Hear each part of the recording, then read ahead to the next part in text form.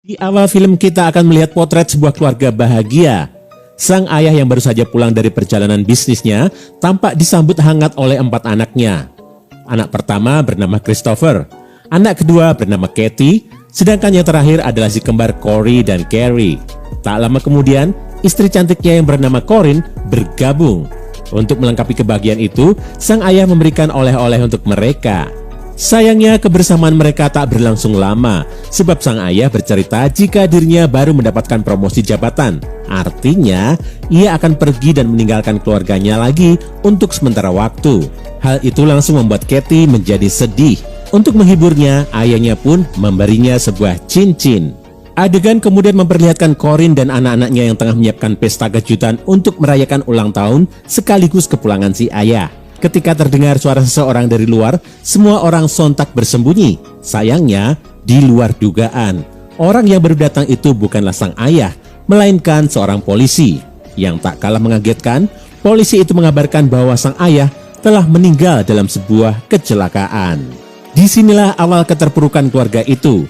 Mereka bahkan mengalami masalah keuangan karena Corinne kesulitan mencari pekerjaan. Suatu hari, Katie menemui ibunya yang sedang sibuk dengan surat-surat yang akan dikirimnya ke Foxworth Hall.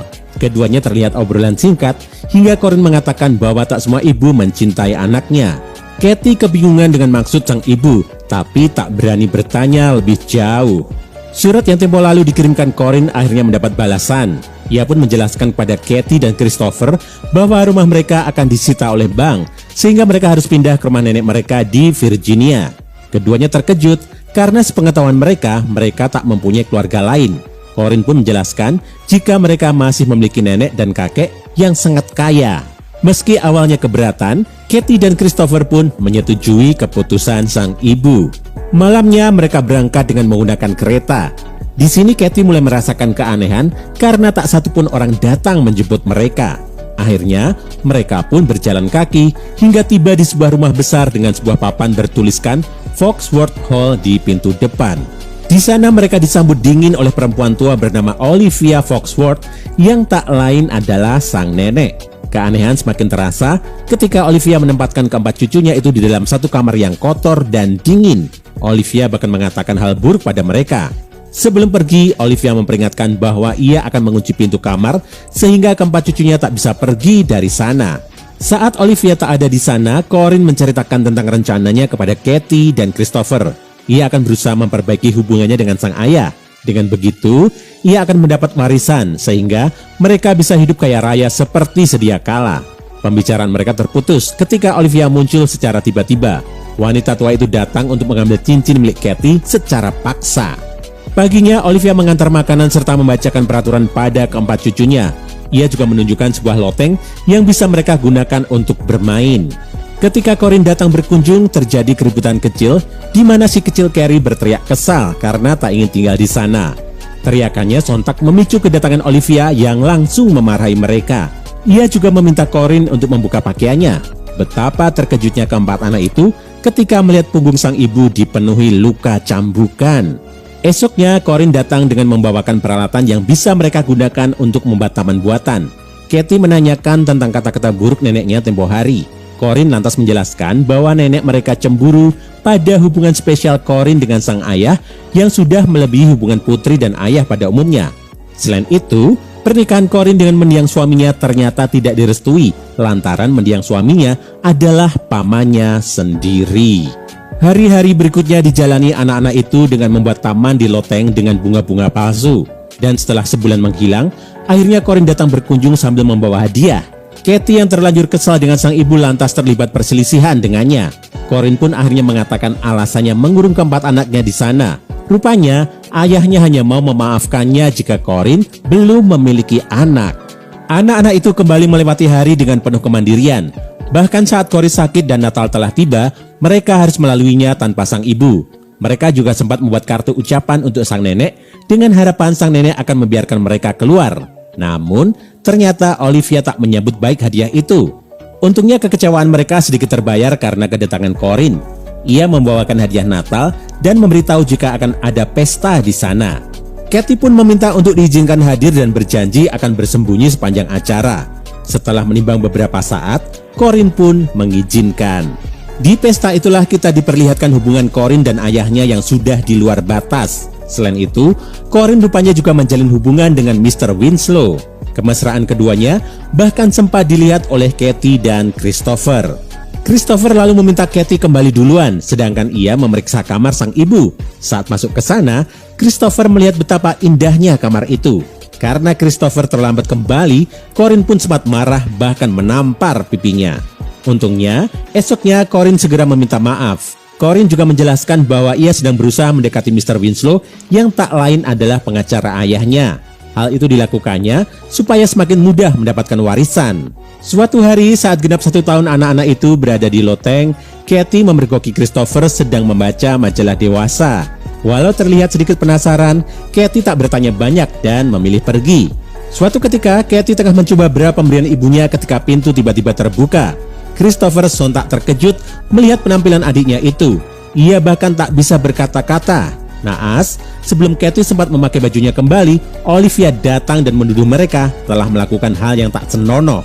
Sebagai hukuman, ia meminta Katie memotong rambutnya. Namun karena Katie dan Christopher menolak, mereka dan adik-adiknya pun tak mendapatkan jatah makanan untuk seminggu ke depan. Setelah berhari-hari kelaparan, akhirnya Olivia datang membawakan makanan.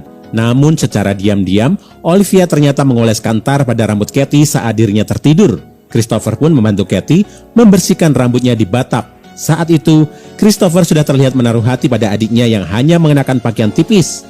Dan ketika membantu memotong rambutnya, Christopher tampak semakin tergoda dengan adiknya. Namun, ia masih bisa menahannya. Suatu hari, Katie yang sedang berlatih balet meminta Christopher untuk menjadi partnernya. Karena Christopher menolak, Katie mengusilinya dan keduanya saling berkejaran hingga sampai di atas kasur. Untungnya, sebelum keduanya melakukan hal tak senonoh, si kembar datang, sehingga keduanya langsung menghentikan aktivitas. Malam harinya ketika adik-adiknya telah tertidur, Katie dan Christopher kabur dari loteng. Keduanya lantas bermain-main di danau tak jauh dari sana. Sementara itu, setelah berbulan-bulan menghilang, Corin datang dan mengabarkan tentang pernikahannya dengan Mr. Winslow. Namun, kali ini Katie dan Christopher sudah muak dengan sang ibu yang sudah melupakan tujuan awal mereka datang ke rumah itu. Kemudian adegan memperlihatkan Olivia yang datang membawakan donat untuk mereka. Ia mengatakan bahwa donat itu adalah hadiah dari ibu mereka. Olivia juga sempat memperingatkan bahwa donat itu tak baik untuk kesehatan mereka. Namun anak-anak yang terlanjur senang pun mengabaikan peringatannya. Suatu hari Christopher ketahuan tengah melihat keluar jendela, sehingga ia pun menerima hukuman cambuk. Katie kemudian membantunya mengobati luka-luka di punggungnya. Dan saat itulah keduanya berciuman untuk pertama kalinya. Sejak saat itu, Christopher dan Katie mulai menyadari bahwa keduanya telah jatuh cinta. Ketika keduanya tengah berdekatan, tiba-tiba Olivia masuk. Sebelum ia mengeluarkan kata-kata kasar, Christopher langsung meminta maaf. Olivia yang syok hanya mengatakan bahwa keduanya harus meminta maaf pada Tuhan. Siapa sangka, ternyata saat berlutut meminta maaf, Christopher dengan cerdik menduplikat kunci yang dibawa Olivia menggunakan sebuah styrofoam. Dengan kunci itulah mereka dapat kabur dari sana.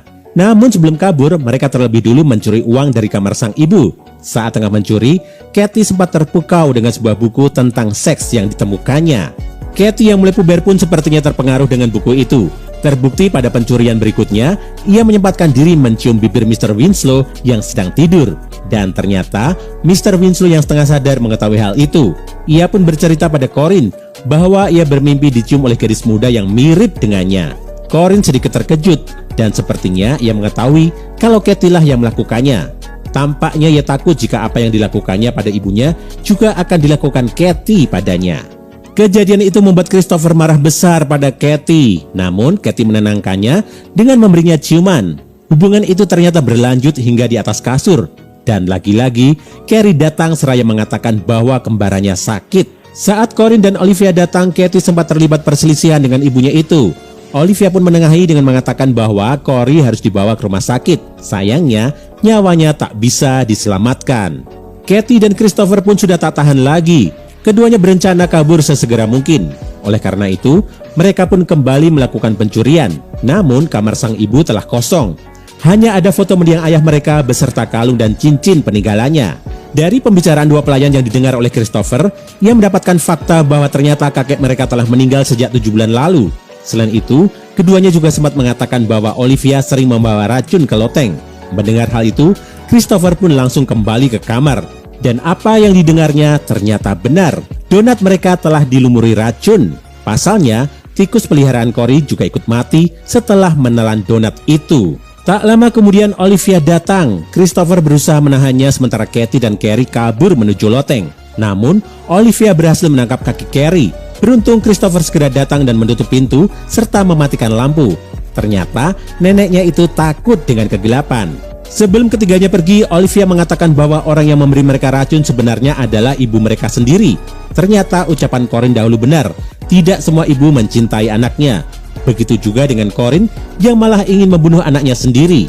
Namun baik Kathy maupun Christopher sudah tak peduli dan tetap meninggalkan nenek mereka seorang diri. Sebelum pergi, Kathy sempat menulis sebuah kalimat di dinding berbunyi, "Kathy was here." Dengan menaiki kereta, mereka pun meninggalkan tempat itu. Untuk pertama kalinya setelah sekian lama, mereka merasakan kebebasan dan film pun berakhir. Film yang mengambil latar tahun 1950-an ini berhasil menghadirkan nuansa dark yang membuat penonton hanyut di dalamnya. Karakter setiap tokohnya juga sangat kuat, sehingga penonton sukses dibuat gemas, terutama pada tokoh Corin dan Olivia.